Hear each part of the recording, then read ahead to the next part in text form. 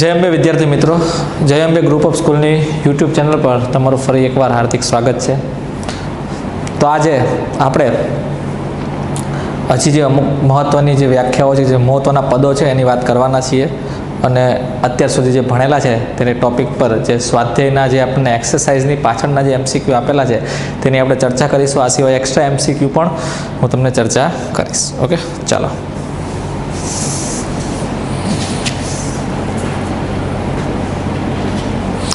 तो महत्वना पदों में हवे बीजी पण अमुक महत्वनी व्याख्या आपणे भणवाना छे। लास्ट क्लास में आपणे बे महत्वनी व्याख्या भणेला। कई कई? तो परमाणु क्रमांक, परमाणु भार, एनी परथी आपणे प्रोटोननी संख्या Z, इलेक्ट्रॉननी संख्या Z अने न्यूट्रॉननी संख्या A - Z विषे चर्चा करेली। तो आज अमुक बीजी महत्वनी जे व्याख्याओ छे तेनी पर चर्चा करीशुं आपणे। तो सौथी पहेला आपणे भणशुं समस्थानिको।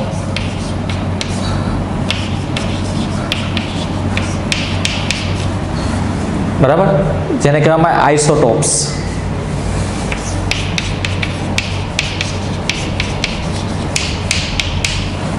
समस्थानिको कोने कहेवामां आवे? तो समस्थानिको एटले शुं के जे परमाणुओना परमाणु क्रमांक समान होय परंतु परमाणु भार जुदा जुदा होय तेने समस्थानिको। एक ज स्थान, तेना स्थान सरखा, मतलब परमाणु सेम ज हशे। हाइड्रोजन तो हाइड्रोजन ज हशे, ऑक्सिजन तो बधा ऑक्सिजन ज हशे, परंतु फरक शुं हशे एमां के परमाणुनी अंदर परमाणु क्रमांक सरखा हशे परंतु तेना जे दळ हशे, जेना भार हशे, केवा हशे, जुदा जुदा हशे। तो व्याख्यामां लखी शकीए आपणे। बराबर, व्याख्या तो नहीं लखावतो, खाली अपने शॉर्ट में समस्थानिको कोने कहेवाय? तो एमां सरखुं होय तो परमाणु क्रमांक ने जुदुं होय तो परमाणु भार। तो लखी शकाय परमाणु क्रमांक एटले Z केवो हशे? समान। अने जुदुं शुं हशे? तो भाई परमाणु भार, के भाई परमाणु भार एटले A केवा हशे? जुदा। के परमाणु क्रमांक सरखा होय परंतु परमाणु भार जुदा जुदा होय एवा जे परमाणुओ होय एने शुं कहेवामां आवे छे? तेना समस्थानिको। जेम के for example H11, H12, okay, आ बंने तमे जोई शको छो के हाइड्रोजनना बे समस्थानिको आपेला छे। बराबर, हाइड्रोजन, आ हाइड्रोजननो क्रमांक केटलो छे? 1। बीजा हाइड्रोजननो क्रमांक पण केटलो छे? 1। एनो मतलब परमाणु क्रमांक केवा छे? सरखा। आ हाइड्रोजननो दळ केटલું આપેલું છે? 1। જ્યારે આનું દળ કેટલું આપેલું છે? 2। એનો મતલબ જે A છે, જે પરમાણુ ભાર છે, કેવા છે? જુદા જુદા છે। એટલે પરમાણુ ક્રમાંક સમાન હોય ને પરમાણુ ભાર જુદા જુદા હોય તેને એકબીજાને શું કહેવામાં આવે? સમસ્થાનિકો। એનો મતલબ આ બંને જે મેં જોડી આપેલી છે આ કહી શકાય આ બંને એકબીજાના શું છે? સમસ્થાનિકો છે। बराबर, कि જ્યારે તમે ઇનઓર્ગેનિક સ્ટાર્ટ કરો ત્યારે તમે હાઇડ્રોજન છે કે જે તત્વો વિશે ભણશો, બરાબર ને, એ તત્વોના સમસ્થાનિકો પર ત્યારે તમે ભણશો કે હાઇડ્રોજનના 3 સમસ્થાનિકો હોય, બરાબર, ઓક્સિજનના 2 સમસ્થાનિકો હોય, બરાબર, કાર્બનના સમસ્થાનિકો હોય, દરેક તત્વો સમસ્થાનિકો ધરાવતા હોય છે। ને આને કારણે જેના દળ હોય ને એ આંશિક હોય। દાખલા તરીકે હું પૂછું કે હાઇડ્રોજનનું દળ કેટલું, તો તમે કહો 1। કેમ? અહીંયા 1, પણ એવું નથી કે કુદરતમાં મળી આવતા હાઇડ્રોજનની ટકાવારી જુદી જુદી હોય કે ભાઈ આપણી પાસે હાઇડ્રોજન છે પણ 3 પ્રકારના હાઇડ્રોજન છે। કે હાઇડ્રોજન એવો પણ હશે કે જેનું દળ 1 હશે, અમુક હાઇડ્રોજનના પરમાણુ એવા પણ હશે કે જેનું દળ 2 હશે, ને અમુક હાઇડ્રોજનના પરમાણુ એવા પણ હશે કે જેને કારણે એનું દળ કેટલું હશે? 3। તો કહી શકાય કે આપણી પાસે જે આપણા બ્રહ્માંડમાં કે આપણી પૃથ્વી પર જે હાઇડ્રોજન હશે તો એનો તમે પરમાણુ ભાર 1 ન કહી શકો, એટલે આંશિક હોય, કેમ કે 3ની ટકાવારી પર શું હોય છે? આધાર રાખતો હોય છે। એટલે એનો સરેરાશ પરમાણુ ભાર હોય, આંશિક પરમાણુ ભાર। બરાબર, એની ગણતરીના સૂત્રો આવશે, બરાબર, કે એને કેવી રીતે ગણવો એ પ્રકારના પ્રશ્નો પણ હું તમને સોલ્વ કરાવીશ। આ ચેપ્ટરમાં નથી, બરાબર, બીજા ચેપ્ટરમાં તમે આંશિક પરમાણુ ભારની ગણતરી તમે શીખશો, અથવા તો એને સરેરાશ પરમાણુ ભાર પણ કહેવામાં આવે છે। કે ઓક્સિજનની વાત કરીએ તો ઓક્સિજનના 2 સમસ્થાનિકો હોય કે ઓક્સિજન છે આવી રીતે 8-16 અને ઓક્સિજન 8-17। તો તમે જોઈ શકો છો કે ઓક્સિજનના 2 સમસ્થાનિકો છે। કેમ સમસ્થાનિકો છે? બરાબર, જો આ પ્રકારના એમસીક્યુ પૂછે કે તમને જોડી આપી દે ને પછી કહી દે કે આ જોડી દર્શાવો કે આ 2 પરમાણુ વચ્ચે શું સંબંધ છે, 4 ઓપ્શન્સ આપી દે, સમસ્થાનિક છે કે સમભારીય છે કે આઇસોટોન્સ છે કે આઇસોડાયફર્સ છે કે સમ ઇલેક્ટ્રોનીય છે। બરાબર, આ પ્રકારના જે સંબંધો આવશે 2 પરમાણુ વચ્ચે એની પર જ વાત કરવાની છે। હજી તો આપણે સમસ્થાનિકો ભણ્યા, હજી આની આગળ પણ ઘણા ખરા બીજા પણ સંબંધો ભણવાના રહેશે। પણ સમસ્થાનિક કેમ છે કેવી રીતે ખબર પડે? કે જે 2 તમને જોડી આપેલી છે, જે 2 પરમાણુ, એ બંને બંનેમાં જો એનું ઝેડનું મૂલ્ય સમાન છે, એનો મતલબ પરમાણુ ક્રમાંક સમાન છે 8 8, પરંતુ જુદું શું છે? પરમાણુ ભાર. એનો મતલબ આની માટે એનું મૂલ્ય કેટલું છે? 16, જ્યારે આ ઓક્સિજન માટે એનું મૂલ્ય કેટલું છે? 17. એટલે એ છે એ જુદા છે, ઝેડ છે એ કેવા છે? સમાન છે. એટલે આ બંનેને શું કહેવામાં આવે? એટલે તો શોર્ટમાં યાદ રાખી શકો. પર સમસ્થાનિક કોને કહેવાય? તો શોર્ટમાં તરત યાદ રાખી શકો, ઝેડ સમાન એ કેવા હશે? જુદા જુદા. ઓકે મિત્રો, એનો મતલબ કે પૃથ્વીમાં જે ઓક્સિજન મળી આવે એ ઓક્સિજન 16 વજનવાળા પણ હશે ને ઘણા ખરા પરમાણુ 17 વજનવાળા પણ હશે. એટલે જે પૃથ્વી પર મળી આવતો જે ઓક્સિજન છે, બરાબર, એનું દળ આપણે 16 પણ ન કહી શકીએ અને 17 પણ ન કહી શકીએ. એ આંશિક હોય, બંનેની ટકાવારી પર આધાર રાખતો હોય છે. બરાબર છે. એટલે કહી શકાય કે સમસ્થાનિકોને કારણે કોઈ પણ પરમાણુઓનું દળ હંમેશા કેવું હોય છે? આંશિક અથવા સરેરાશ હોય છે. ઓકે મિત્રો, ચાલો બીજો મહત્વનો સંબંધ આપણે યાદ રાખવાનો છે, સમભારીય, જેને કહેવામાં આવે આઇસોબાર. ઓકે, નામ પરથી જ ખબર છે, સમ એટલે સમાન, ભારી એટલે ભાર, કે જેનો ભાર સમાન, એટલે એ સમાન હશે. તો જુદું હશે? ઝેડ. ઓકે, તો સિમ્પલ કે જે પરમાણુ વ્યાખ્યા લખી શકો કે સમભારીય કોને કહેવાય? કે એવા પરમાણુઓ કે જેના પરમાણુ ભાર સમાન હોય, એનો મતલબ એ સમાન હોય, પરંતુ પરમાણુ ક્રમાંક જે ઝેડ છે એ કેવા હશે? જુદા જુદા હશે. ઓકે મિત્રો, તો આપણે વ્યાખ્યા લખી શકીએ કે સમભારીયમાં શું હોય? કે પરમાણુ ભાર એટલે એ કેવા હશે? સમાન, પરંતુ પરમાણુ ક્રમાંક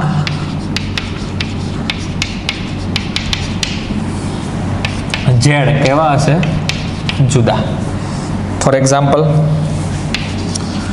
કાર્બન 614, નાઇટ્રોજન 714. તો આ બે પરમાણુ આપેલા છે તમને, જો સિમ્બોલ તમે જોઈ શકો છો. તો આ કાર્બન છે, પરમાણુ ક્રમાંક કેટલો છે? 6. આ નાઇટ્રોજન છે, પરમાણુ ક્રમાંક કેટલો છે? 7. તો બંનેના પરમાણુ ક્રમાંક સરખા છે કે જુદા જુદા? જુદા જુદા. 6 અને 7, એટલે ઝેડનું મૂલ્ય કેવું છે? જુદું જુદું. પણ બંનેના પરમાણુ ભાર એટલે એ જો 14, જ્યારે નાઇટ્રોજનમાં પણ કેટલું છે? 14. એનો મતલબ પરમાણુ ભાર એ સમાન છે, જ્યારે ઝેડ કેવા છે? જુદા જુદા છે. તેને શું કહેવામાં આવે છે? સમસ્થાનિકો. ઓકે, ચલો નેક્સ્ટ છે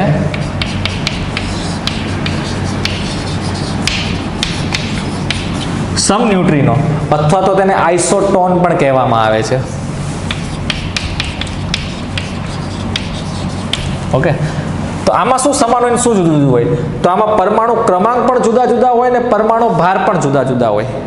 હવે તમે કહો કે એ પણ જુદું છે ને ઝેડ પણ જુદું સરખું હશે, તો ન્યુટ્રોનની સંખ્યા, બરાબર, તો કહી શકાય કે ન્યુટ્રોનની સંખ્યા એટલે n કેવું હશે? સમાન. જ્યારે પરમાણુ ભાર પણ જુદા હશે, એટલે એ છે એ પણ કેવું હશે? જુદું હશે. ને પરમાણુ ક્રમાંક એટલે ઝેડ પણ કેવું હશે? જુદું હશે. એનો મતલબ કહી શકાય કે એવા પરમાણુઓ કે જેમાં ખાલી ફક્ત ને ફક્ત ન્યુટ્રોનની સંખ્યા સમાન હોય, તેને શું કહેવામાં આવે છે? સમન્યુટ્રિનો. નામ પરથી સમ એટલે સમાન, ન્યુટ્રિનો એટલે ન્યુટ્રોન. આઇસોટોન્સ પણ કહેવામાં આવે છે, બરાબર. આને ફોર એક્ઝામ્પલ, સિલિકોન ને ફોસ્ફરસ 14 30 15 સોરી 14 31 15 32. ઓકે મિત્રો, ચાલો, તો તમે જોઈ શકો છો આ બંને પરમાણુ છે. દાખલા તરીકે તમને જોડી આપેલી છે. હવે આ બંનેમાં આપણે કયો સંબંધ છે નક્કી કરવો છે, કે સમભારીય છે કે સમન્યુટ્રિનો છે કે સમસ્થાનિક છે. સમસ્થાનિકમાં શું સમાન હોવું જોઈએ? તો ઝેડ સમાન હોવું જોઈએ, એ જુદા જુદા હોય. સમભારીયમાં શું સમાન હોવું જોઈએ? ભાર એટલે એ સમાન હોવો જોઈએ, ઝેડ કેવા હોવા જોઈએ? જુદા જુદા. હવે સમન્યુટ્રિનો, આને હવે તમે જો તો આ જોડીમાં આની માટે ઝેડનું મૂલ્ય એટલે પરમાણુ ક્રમાંક કેટલો છે? 14. જ્યારે બીજા પરમાણુમાં ઝેડનું મૂલ્ય એટલે પરમાણુ ક્રમાંક કેટલો છે? 15. કેવા છે? જુદા જુદા. એનો મતલબ સમસ્થાનિક તો ન હોઈ શકે. પરમાણુ ભાર એ કેટલો છે સિલિકોન માટે? 31. પી એટલે ફોસ્ફરસ માટે એનું મૂલ્ય એટલે ભાર કેટલો છે? 32. તો પરમાણુ ભાર એટલે એ પણ જુદા છે, જ્યારે પરમાણુ ક્રમાંક ઝેડ પણ જુદા છે. તો સમાન શું છે? તો તમે જોઈ શકો છો ન્યુટ્રોનની સંખ્યા, આપણે લાસ્ટ ક્લાસમાં ખબર હતું ન્યુટ્રોનની સંખ્યા ગણતરી માટેનું સૂત્ર હતું Z minus A minus Z. તો કહી શકો આની માટે ન્યુટ્રોનની સંખ્યા કેટલી છે? n બરાબર Z A માઇનસ Z, એટલે કેટલા થયા? 31 માઇનસ 14. બરાબર, કેટલા થશે મિત્રો? 31 માંથી 10 જાય તો 21 ને 21 માંથી 4 જાય તો 17. એટલે ન્યુટ્રોનની સંખ્યા કેટલી થઈ? 17. હવે હું કહું કે સિલિકોન ફોસ્ફરસમાં કેટલા છે ન્યુટ્રોનની સંખ્યા? તો ન્યુટ્રોનની સંખ્યા એટલે A માઇનસ Z. એ કેટલા છે? 32. આ કેટલા છે? 17, સોરી 15. તો 32 માંથી 10 જાય તો 22 ને 22 માંથી 5 જાય તો 17. તો તમે જોઈ શકો છો કે સિલિકોનમાં ન્યુટ્રોનની સંખ્યા 17, જ્યારે ફોસ્ફરસમાં પણ ન્યુટ્રોનની સંખ્યા કેટલી છે? 17. એટલે ન્યુટ્રોનની સંખ્યા એટલે n કેવો હશે? સમાન. ખાલી ન્યુટ્રોનની સંખ્યા સમાન. જ્યારે પરમાણુ ભાર એ પણ જુદો હશે ને પરમાણુ ક્રમાંક Z પણ કેવો હશે? જુદો જુદો હશે. તો આ પ્રકારનો જે સંબંધ હોય એ સંબંધને શું કહેવામાં આવે? સમ ન્યુટ્રિનો અથવા આઇસોટોન્સ. ઓકે, ચલો નેક્સ્ટ.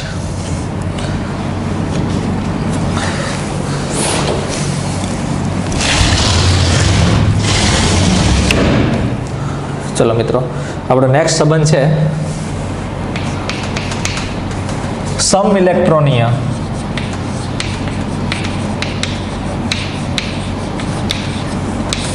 Okay, iso electronic.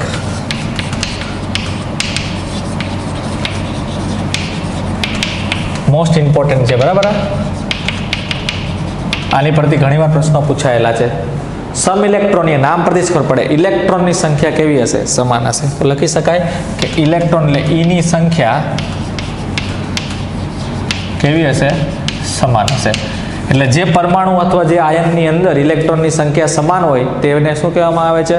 સમ ઇલેક્ટ્રોનીય પરમાણુઓ કહેવામાં આવે છે, કે જેમાં ઇલેક્ટ્રોનની સંખ્યા કેવી હશે? સમાન હશે. ઓકે મિત્રો,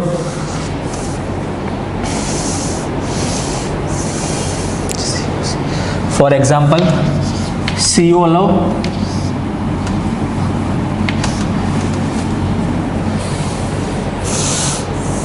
બરાબર, અને N2 લો. ફોર એક્ઝામ્પલ તમને બે અણુઓ આપેલા છે CO અને N2, કાર્બન મોનોક્સાઇડ અને નાઇટ્રોજન. તો CO માં કેટલા ઇલેક્ટ્રોન થયા? તો કાર્બનમાં કેટલા ઇલેક્ટ્રોન હોય? બરાબર, હવે તમને પરમાણુ જ્યારે કોષ્ટક છે યાદ હોવું જોઈએ. આ પ્રકારના પ્રશ્નોમાં તમને સિમ્બોલ ના આપેલો હોય, તમને બધાના પરમાણુ ક્રમાંક ખબર હોવી જોઈએ. બરાબર, એટલે જે ડેઇલી લાઈફમાં 1 થી 30 ના યાદ રાખો ઇનફ છે. જનરલી 1 થી 30 પરમાણુ જે છે પહેલા તત્વ, એના જે પરમાણુ ક્રમાંક યાદ રાખો, એટલે મોસ્ટલી બીજા યાદ ના રાખો તો ચાલી જાય. બરાબર, એટલી જરૂર પડશે. કાર્બનમાં કેટલા પરમાણુ કેટલો હોય? 6. એટલે કાર્બનમાં કેટલા ઇલેક્ટ્રોન છે? 6. ઓક્સિજનમાં કેટલા ઇલેક્ટ્રોન હોય? 8. 8 ને 6 કેટલા છે? 14 ઇલેક્ટ્રોન. એનો મતલબ CO માં કેટલા ઇલેક્ટ્રોન હશે? તો 14 ઇલેક્ટ્રોન. ઓકે, ચલો N2 ની વાત કરીએ તો નાઇટ્રોજનનો પરમાણુ ક્રમાંક કેટલો થાય? 7.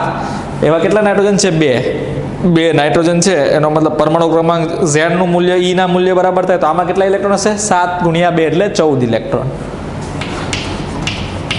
ઓકે મિત્રો, તો બંનેમાં 14 ઇલેક્ટ્રોન આવેલા છે. ઇલેક્ટ્રોન 14 બંને ઇલેક્ટ્રોન બંનેમાં ઇલેક્ટ્રોનની સંખ્યા સમાન છે. તો આને શું કહેવામાં આવે છે? સમ ઇલેક્ટ્રોનીય. ઓકે, ચલો મિત્રો, લાસ્ટ સંબંધ છે આઇસોડાઇફર્સ.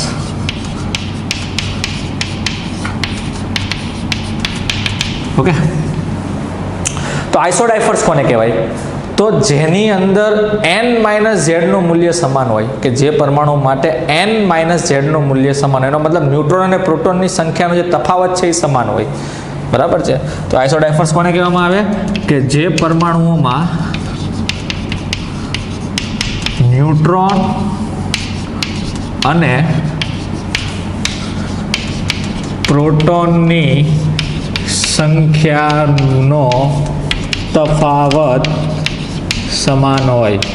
એનો મતલબ કે શોર્ટમાં લખી શકો n એટલે ન્યુટ્રોનની સંખ્યા માઇનસ Z એટલે પ્રોટોનની સંખ્યા કેવી હશે? સમાન હશે. ઓકે મિત્રો, તો આને શું કહેવામાં આવે છે?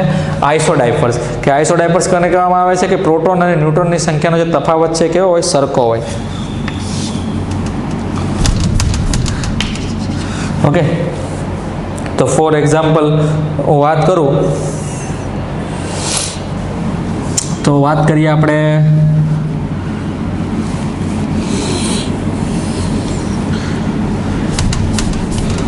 કે ફ્લોરિન લઈ લઈએ 9, 19 અને પોટેશિયમ લઈ લઈએ 39, 19. ઓકે મિત્રો, તો આપણે વાત કરીએ એક્ઝામ્પલની. તો તમે જોઈ શકો છો કે તમને બે પરમાણુઓ આપેલા છે, ફ્લોરિન 9, 19 અને પોટેશિયમ 19 ને 39. જોઈ શકો છો બંનેનો પરમાણુ ક્રમાંક પણ જુદો જુદો છે, પરમાણુ ભાર પણ જુદો જુદો છે, ન્યુટ્રોનની સંખ્યા ગણો તો પણ જુદી જુદી છે. આમાં હું તમને કહું કે F માટે ન્યુટ્રોનની સંખ્યા કેટલી થશે, તો n - a - z એટલે 10. આમાં ન્યુટ્રોન કેટલા હશે, 10. આમાં પ્રોટોન કેટલા હશે, 9. આમાં પ્રોટોન કેટલા હશે, 19. બરાબર. પરંતુ ન્યુટ્રોન અને પ્રોટોનનો તફાવત જો, ન્યુટ્રોન અને પ્રોટોનનો તફાવત કેટલો છે, 10 - 9 એટલે 1 સોરી ન્યુટ્રોન હશે આમાં 20. બરાબર. તો અહીંયા હું તમને કહું કે n - z નું મૂલ્ય કેટલું થઈ ગયું, તો 1. ને આમાં n - z નું મૂલ્ય કેટલું થઈ ગયું, તો કે 1. એનો મતલબ કે આ બંને એવી જોડ આપેલી છે તમને કે બંને જોડની અંદર રહેલા પ્રોટોન અને તત્વોમાં રહેલા ન્યુટ્રોન, આ બંનેનો જે તફાવત છે, તફાવત કેવો છે, સરખો છે. તો આ પ્રકારને શું કહેવામાં આવે છે, આઇસોડાયફર્સ. ઓકે મિત્રો, તો આ જે સંબંધ છે મહત્વના 5 એ યાદ રાખવાના છે. સમસ્થાનિક, સમભારીય, સમન્યુટ્રિનો, સમઇલેક્ટ્રોનીય અને આઇસોડાયફર. આઇસોટોપ્સ, આઇસોબાર, બરાબર. પછી આઇસોટોન્સ, આઇસો ઇલેક્ટ્રોનિક્સ અને આઇસોડાયફર્સ. ઓકે, આઇસોટોપ્સ કોને કહેવામાં આવે, તો ઝેડ સમાન હોય ને એ કેવા હોય, જુદા જુદા. આઇસોબારિક કોને કહેવામાં આવે, તો ઝેડ જુદા જુદા હોય ને એ કેવા હોય, સમાન. આઇસોટોન કેને કહેવામાં આવે, તો ન્યુટ્રોનની સંખ્યા સમાન. આઇસો ઇલેક્ટ્રોનીય કોને કહેવામાં આવે, તો ઇલેક્ટ્રોનની સંખ્યા સમાન. ને આઇસોડાયફર્સ કોને કહેવામાં આવે, કે ન્યુટ્રોન અને પ્રોટોનની સંખ્યાનો તફાવત એટલે n - z કેવું હોય, સમાન. બરાબર છે. તમને આવા MCQ પૂછે કે તમને આવી રીતે જોડી આપી દે ને કે આને ઓળખો કે આમાં કયો સંબંધ સાચો છે, બરાબર. ત્યારે આ પ્રકારના પ્રશ્નો તમારે આ બધું યાદ રાખવાનું રહેશે, મેમરાઇઝ છે, બરાબર. અને તમારે પ્રેક્ટિસથી શું કરવું પડશે, યાદ રાખવું પડશે. શોર્ટલી મેં તમને કીધું એ કે એક પેજમાં તમે રફલી બનાવી શકો. સમસ્થાનિક શું સમાન, z સમાન, બરાબર. ચાલો કમ્પ્લીટ. સમભારીય શું સમાન, તો a સમાન. જોડીમાં a સમાન દેખાય એટલે શું હોય, એ સમભારીય. તમારી જોડીમાં z સમાન દેખાય તો શું હોય, એ સમસ્થાનિક. a અને z બંને જુદું જુદું હોય તો સંભાવના શું હોઈ શકે, 3 સંભાવના હોઈ શકે, બરાબર છે. તો જોઈ લેવાનું, પહેલા ન્યુટ્રોનની સંખ્યા ગણી લેવાની. જો ન્યુટ્રોનની સંખ્યા સમાન થાય એટલે n સમાન હોય, સ્મોલ n, બરાબર, તો આપણે શું કહીએ એને, આઇસોટોન એટલે સમન્યુટ્રિનો. અને ઇલેક્ટ્રોન ગણી લેવાના. જો ઇલેક્ટ્રોન સમાન હોય તો શું કહેવાય એને, સમઇલેક્ટ્રોનીય. કંઈ પણ સમાન નથી તો ન્યુટ્રોન અને પ્રોટોનની તફાવત ગણી લેવાનો કે ન્યુટ્રોન અને પ્રોટોન વચ્ચે કેટલો તફાવત છે, n - z જોડી લેવાનો. n - z જો સમાન હોય તો તેને શું કહેવામાં આવે, આઇસોડાયફર્સ. એટલે એક જ લાઈનમાં તમે આ રીતે યાદ રાખી શકો કે સમસ્થાનિક છે, બરાબર, કી પોઈન્ટ જેને આપણે કહીશું.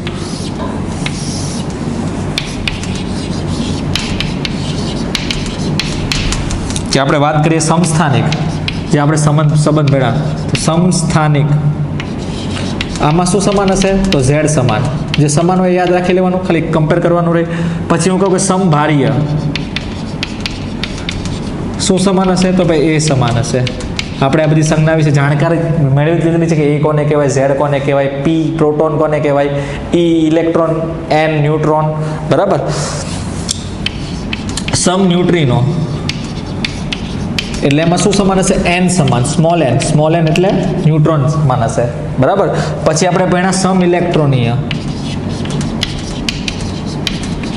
એટલે આમાં શું સમાન હશે, ઇલેક્ટ્રોન સમાન એટલે e - સમાન, બરાબર. અને છેલ્લે હતું આઇસોડાયફર્સ.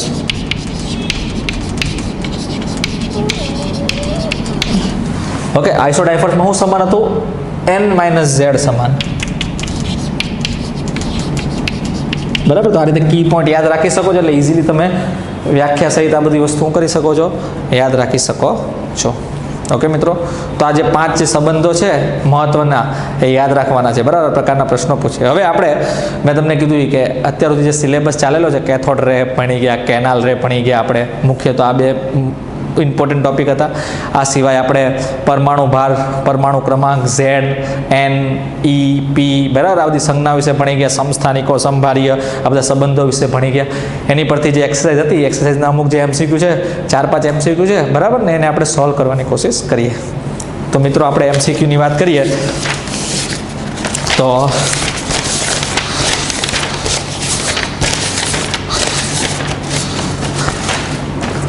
આપણું જે પેમ્પલેટ છે, બરાબર, એનો આપણો પહેલો જ MCQ છે કે કેથોડ કિરણો વિશે નીચેનામાંથી કયું વિધાન સાચું નથી. જો મિત્રો આવા વિધાનવાળા જે પ્રશ્નો આવે ને, કે તમને સ્ટેટમેન્ટ્સ આપેલી હોય ઓપ્શન્સમાં, એ બધા પ્રશ્નો માઇન્ડ ડાયવર્ટ કરી શકે એવા પ્રશ્નો. એનો મતલબ કે માઇન્ડ કન્ફ્યુઝન હોય, કે તમે વાંચો તો તમને એવું લાગે આ બધું સાચું, તો એકદમ શાંતિથી બધા કથનો વાંચવાના, જે પણ ઓપ્શન્સ છે એ. જો તમને કોઈ ઓપ્શન્સ વચ્ચે ખ્યાલ નથી કે આ તમે નથી ભણ્યા, તો એને રવા દેવાનું, સવાલ છોડી નહીં દેવાનો, ભાઈ આ તો વાંચેલો તમે મૂકી દો. એટલીસ્ટ 4-4 ઓપ્શન્સ વાંચો. ચલો એક ઓપ્શનમાં નથી ખબર પડી, પણ બાકીના 2-3 ઓપ્શન્સ તો તમને ખબર છે. જો આ પ્રશ્ન આપણે આવી રીતે સોલ્વ કરીએ કે પ્રશ્ન તમને આપેલું છે કે કેથોડ કિરણ વિશે કયું વિધાન સાચું નથી. આપણે કેથોડ કિરણ ભણી ગયા, મેં તમને કીધું એની લાક્ષણિકતા તમારે યાદ રાખવાની છે, કે લાક્ષણિકતા પર જ સવાલ, એને જે લાક્ષણિકતા છે યાદ રાખો. જોઈએ કે આપણે કઈ લાક્ષણિકતા ભણ્યા છે ને કઈ લાક્ષણિકતા નથી ભણ્યા. તો એમાં એ ઓપ્શન્સ આપેલો છે કિરણો ઋણ વીજભાર ધરાવે છે. હા, તો આપણને ખબર છે, એનો મતલબ આ વિધાન સાચું છે, ખોટું નથી. ચાલો મૂકી દો. બીજું આપેલું છે કે આ કિરણોનો વીજભાર અને દળનો નોંધપાત્રપણે ધન કિરણો કરતાં નાના છે. એને મતલબ E/m રેશિયો છે એ ધન કિરણો કરતાં નાનો હશે. ચલો આ આપણને નથી ખબર, કે આ બધી વસ્તુ આપણે યાદ છોડી દઈએ, સ્કીપ કરી નાખીએ, ભાઈ ચલો નથી.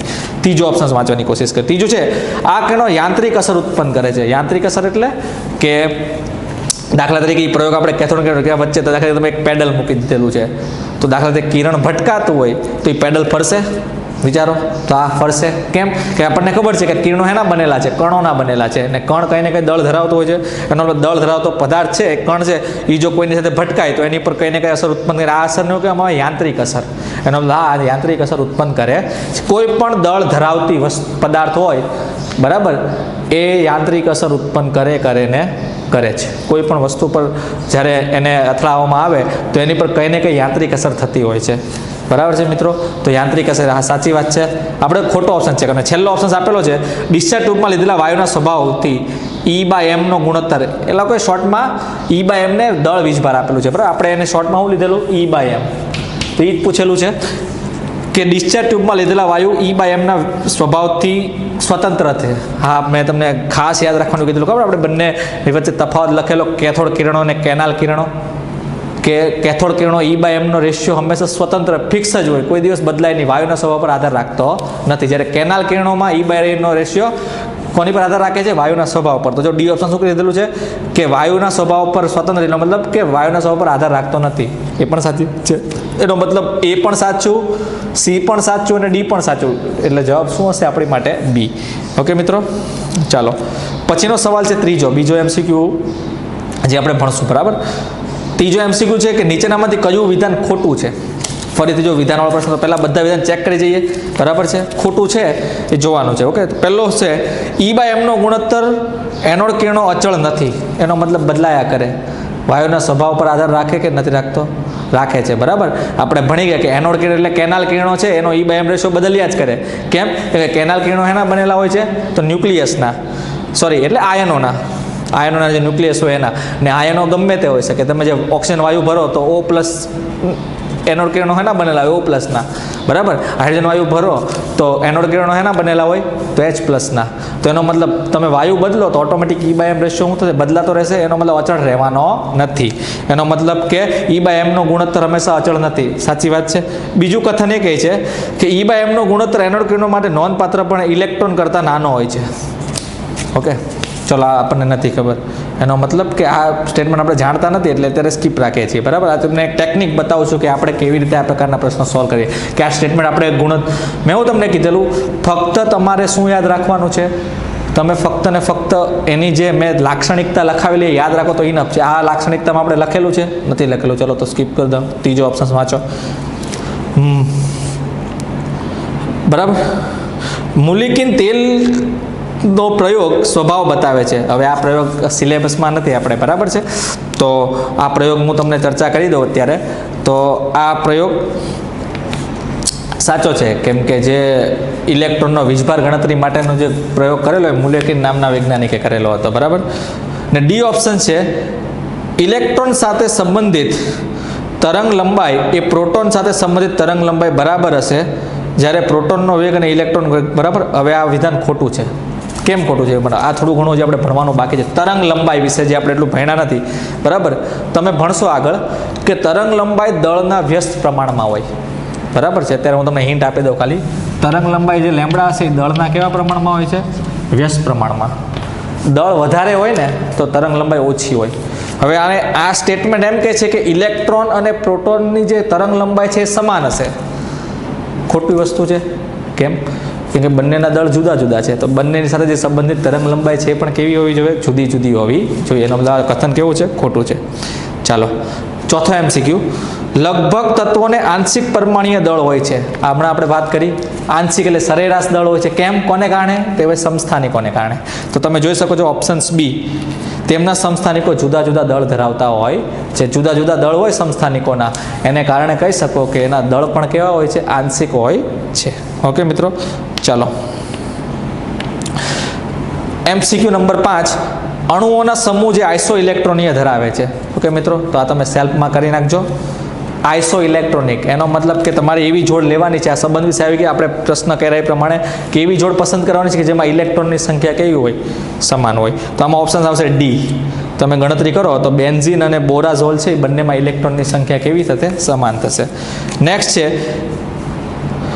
નીચેનામાંથી કયો ક્રમ છે જે આઇસો ઇલેક્ટ્રોનીય સ્પીસીસ ધરાવતું નથી? એનો મતલબ જો તમને ગ્રુપ આપેલા છે ત્રણના 4 ઓપ્શન્સમાં, આપણે એવું ગ્રુપ પસંદ કરવાનું છે જેમાં આઇસો ઇલેક્ટ્રોનિક, કે જેમાં ઇલેક્ટ્રોનની સંખ્યા સમાન હોય નહીં.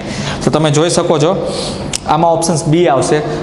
ડાયરેક્ટલી તમને જવાબ પાછળ આપેલા એની પરથી કહું, તમે ગણતરી કરી જો, બરાબર. SO3 સલ્ફરમાં કેટલા ઇલેક્ટ્રોન હોય? તો 16. ઓક્સિજનમાં કેટલા હોય?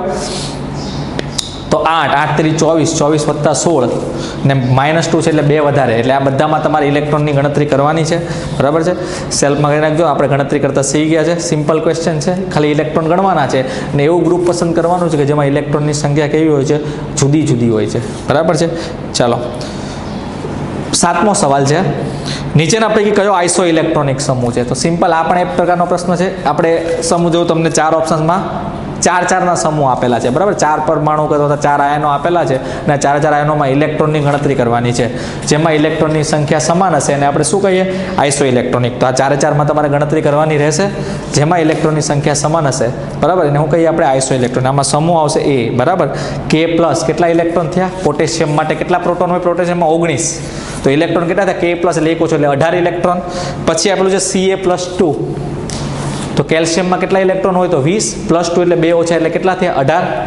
ત્રીજો ઓપ્શન છે સ્કેન્ડિનિયમ +3. સ્કેન્ડિનિયમનો આવે 21મા નંબર પર. એનો મતલબ કે તેનો પરમાણુ ક્રમાંક 21 છે, તો પ્રોટોન પણ કેટલા હશે? 21.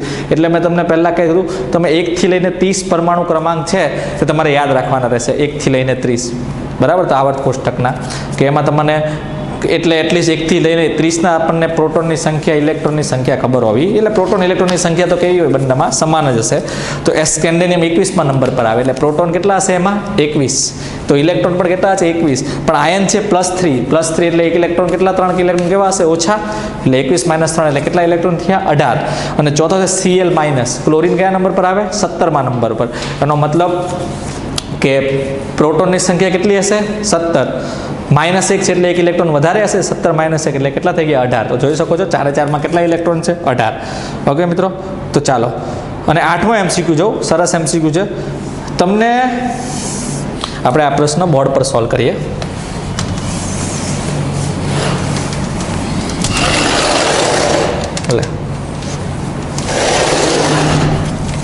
આપણે રફ કરીએ.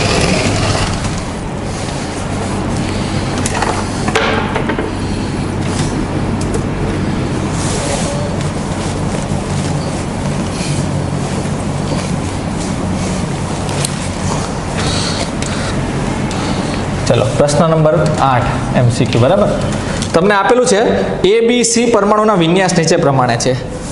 A માટે શું આપેલું છે?